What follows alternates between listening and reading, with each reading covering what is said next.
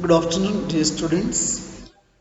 Last class we had discussed about the limits of the civil disobedience movement. Especially, we studied about those who are actually called by the upper class of the society, the untouchables, how they were reacting, and also how the Gandhiji he was tried to bring them to the mainstream. And also, we learned about regarding the depressed class people, the Dr. B.R. Ambedkar's view, and also we learned about the Pune Pact and the result of the Pune Pact also, and also we discussed about the Muslims community's participation and the limits in the civil disobedience movement. Now, today's class, let us discuss about the sense of collective belonging. The sense of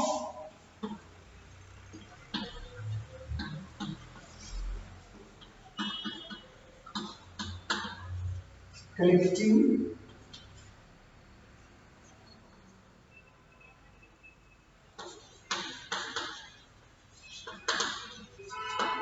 belonging.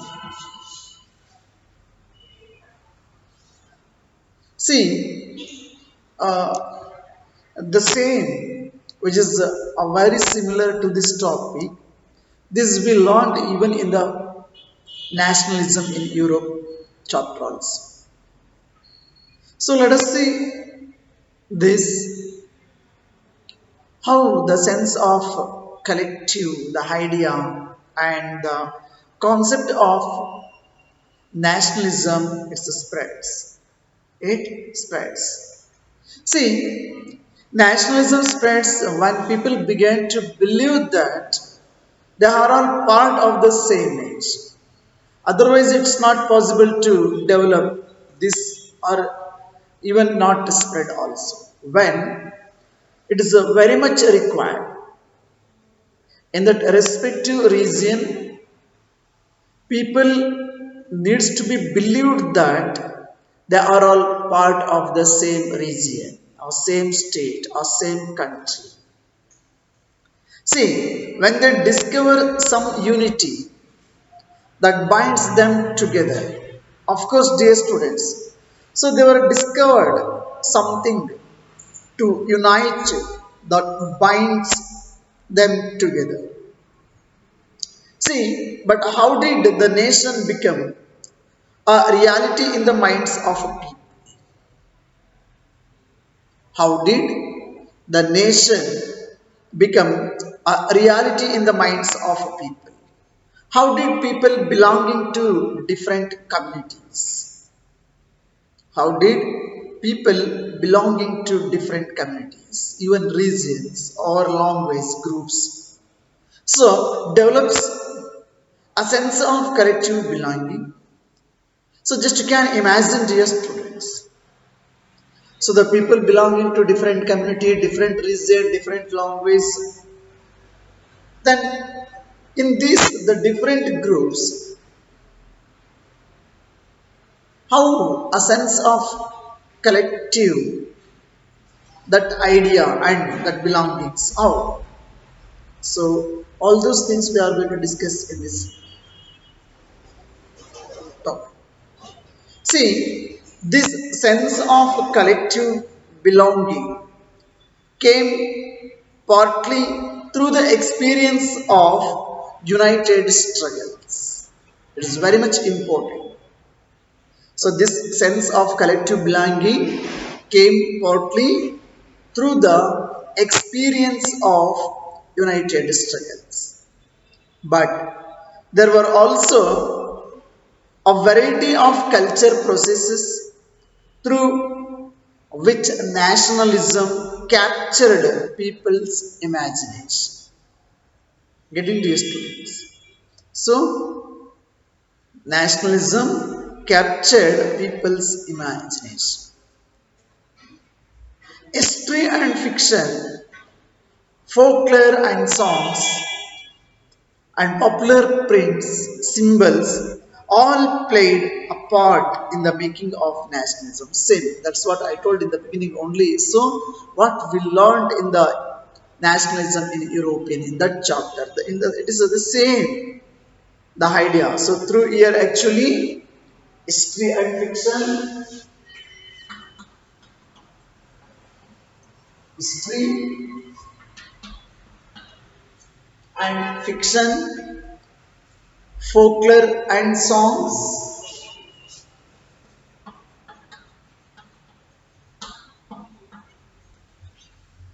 folklore and songs, and popular prints and symbols,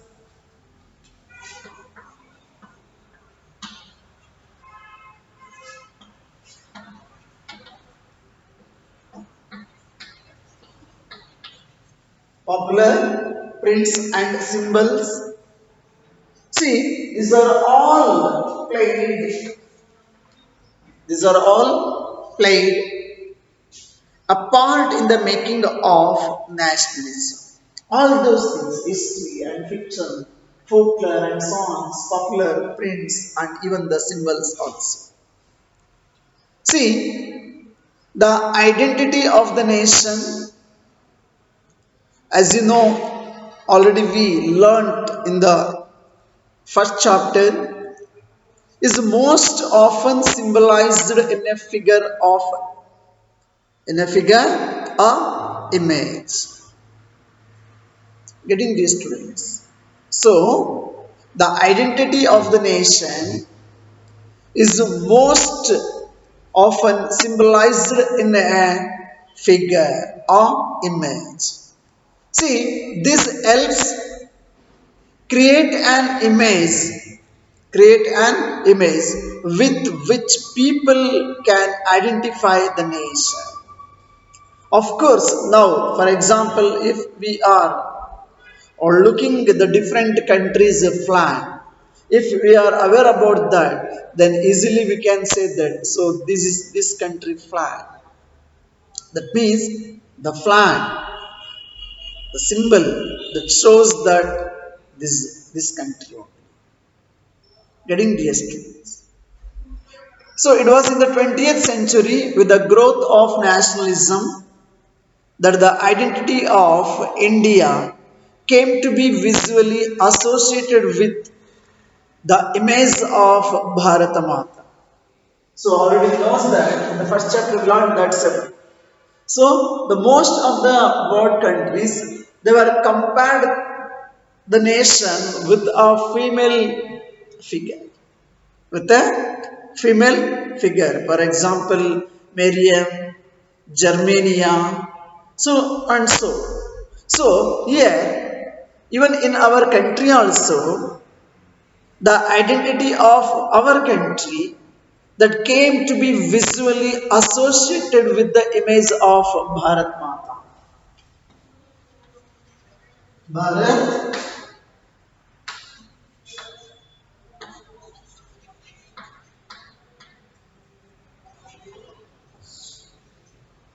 Bharat Mata. See, the Bharat Mata image, it was completely associated with India. That means Bharat Mata means that only Bharatambe, Bharata, ಇಡೀ ದೇಶವನ್ನ ಪ್ರತಿನಿಧಿಸ್ತಕ್ಕಂಥ. So the image it was first created by Bankimachandra Chattopadhyay. So the first image of Bharata Mata created by Bankimachandra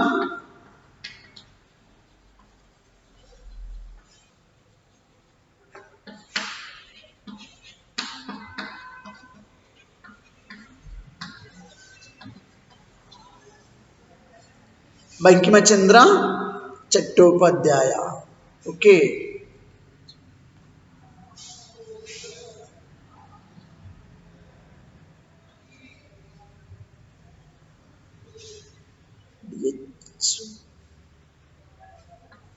Yes. So please keep it in your mind, dear students. the first image of Bharata Mata, so which was created by Bankimachandra Chattopadhyay. So when see in the 1870s, we all of you knows that this name Bankimachandra Chattopadhyay because of anybody can you guess? Of course, we may not aware about the first image of Bharata Mata created by Bankimachandra Chattopadhyay, but all of you knows that very well. That is about the Anandamata and Vande Mata. So in the 1870s, in the 1870s, it was composed Vande getting these students. See, as a hymn to the motherland, so ರಾಷ್ಟ್ರ ಭಕ್ತಿಯನ್ನ ಎತ್ತಿ ತೋರಿಸ್ತಕ್ಕಂಥ so ಒಂದು ರಾಷ್ಟ್ರಗೀತೆಯನ್ನ ಅವರು ರಚನೆ ಮಾಡ್ತಾರೆ. So later it was included in his novel Ananda Math. So ಇದನ್ನ 1870s ಅಲ್ಲಿ ಇದನ್ನ ಅವರು ಕಂಪೋಸ್ ಮಾಡ್ತಾರೆ. ಒಂದೇ ಮಾತ್ರ ಗೀತೆಯನ್ನ ಬಂಕಿಮಚಂದ್ರ ಚಟ್ಟೋಪಾಧ್ಯಾಯ ಅವರು ಮತ್ತೆ ಅದನ್ನ ಅವರು ತಮ್ಮ ಕಾದಂಬರಿಯಾದಂತಹ ಆನಂದ Math so it's a novel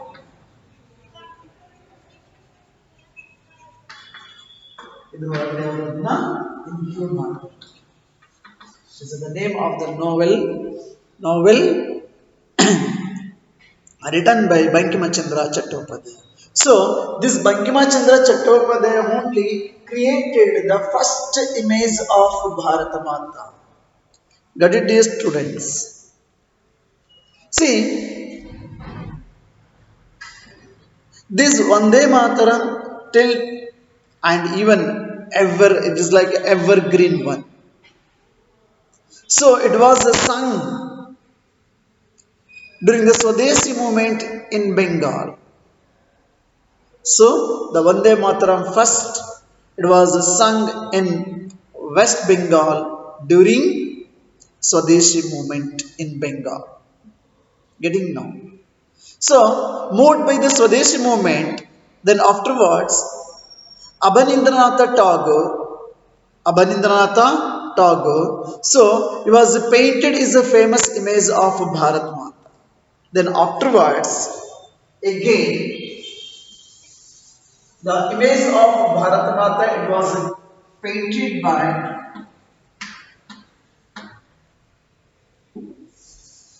Abanindranath Tagore.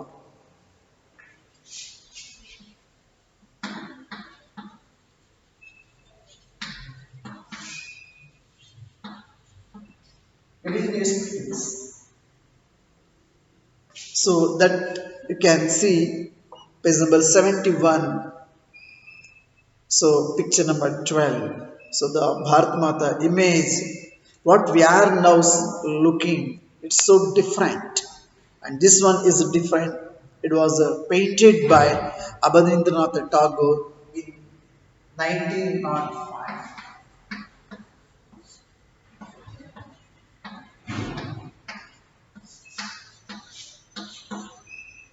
So in 1905, that image was Bharat Mata image was painted by Abanindranath Tagore. See, in this painting, Bharat Mata is portrayed as an ascetic figure. You see that carefully. If you are observe that figure, then you are able to understand more about this. So, this painting, so actually, here the Bharat Mata is portrayed as an ascetic figure. She is so calm, just you can look at that, composed, divine and spiritual. She is calm, composed, divine and spiritual. In subsequent years, The image of Bharat acquired many different forms as it circulated in popular prints and was painted by different artists that you can see in the next figure number 14 in that. So devotion to this mother figure came to be seen as evidence of one's nationalism. Got it, dear students? So, devotion to this mother figure came to be seen as evidence of one's nationalism. Evidence of one's nationalism.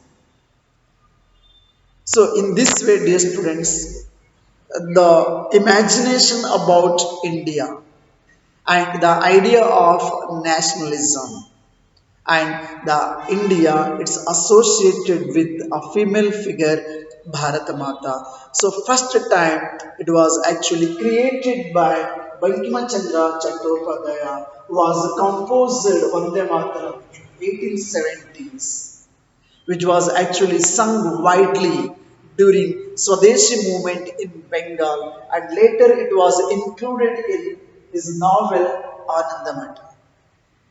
Afterwards, it was painted by first time Abanindranath Tagore in 1905. Understood now. So here, afterwards, it was taken many forms by the different artists. So devotion to this mother figure came to be seen as evidence of one's nationalism. See, ideas of nationalism also developed through a movement to revive Indian folklore also. To revive Indian folklore also. In late 19th century, India nationalists began recording folk tales. So nationalists, so they were began recording folk tales sung by birds and they toured villages to gather folk songs and legends. So the nationalists they were began to record the folk tales and sung by birds and they toured villages to gather folk songs and legends. See, these tales they believed gave a true picture of traditional culture. They believed that the nationalists in our country they believed that so these folklore whatever it may be folk song, folk story, folk tale. This gave a true picture of traditional culture that had been corrupted and damaged by outside forces. So it was essential to preserve this folk tradition. They believed like that. So it was essential to preserve this folk tradition in order to discover one's national identity and restore a sense of pride in one's past, to know about our past, to know about our ancestors. So in Bengal, Rabindranath Tagore himself began collecting ballads, nursery rhymes, and myths. Understood now. So in Bengal, Rabindranath Tagore, so himself began collecting ballads, nursery rhymes, and myths, and led the movement for folk revival. So in Bengal, and the same even in Madras also. Actually, the present Chennai, it is called as the Madras during the time. So in Madras also actually Natesa Sastri, Natesa Sastri, he was published a massive four-volume collection of Tamil folk tales. Natesa Sastri, he was actually published a massive four-volume collection of Tamil folk tales, the folklore of southern India. So, the title of that, the folklore of southern India. He believed that folklore was national literature. So, according to Natesa Sastri, and he was believed that folklore was national literature. It was the most trustworthy manifestation of people's real thoughts and characteristics. To know about the people, to know about the thoughts and characteristics of the people. So he believed it is one of the most trustworthy manifestation of people's real thoughts and characteristics. Getting these students. So according to Nadesa Sastri, so he was he believed that folklore it was national literature and he was published massive four-volume collection Tamil folks in the name of the folklore of southern India. Getting these students. See, as the national movement developed, national leaders, nationalist leaders became more and more aware of such icons and symbols, especially in unifying people and inspiring in them a feeling of nationalism. Getting these students? So, as the national movement developed, nationalist leaders became more and more aware of such icons and symbols in unifying people and inspiring in them a feeling of nationalism. See, during the Swadeshi movement in Bengal, a tricolor flag was red, green, and yellow was designed, and it had eight lotuses, which is representing eight provinces of British India, and a crescent moon that is representing Hindus and Muslims. Getting dear students. So by 1921, Gandhiji had designed the Swaraj flag in 1921. So it was again a tricolor, red, green, and white, and had a spinning wheel in the center, representing the Gandhian ideal of self-help. Carrying the flag, holding aloft during marches became a defense. Symbol of defense. Getting dear students. So, regarding this topic, I would like to continue in the next class. Thank you. Have a nice day.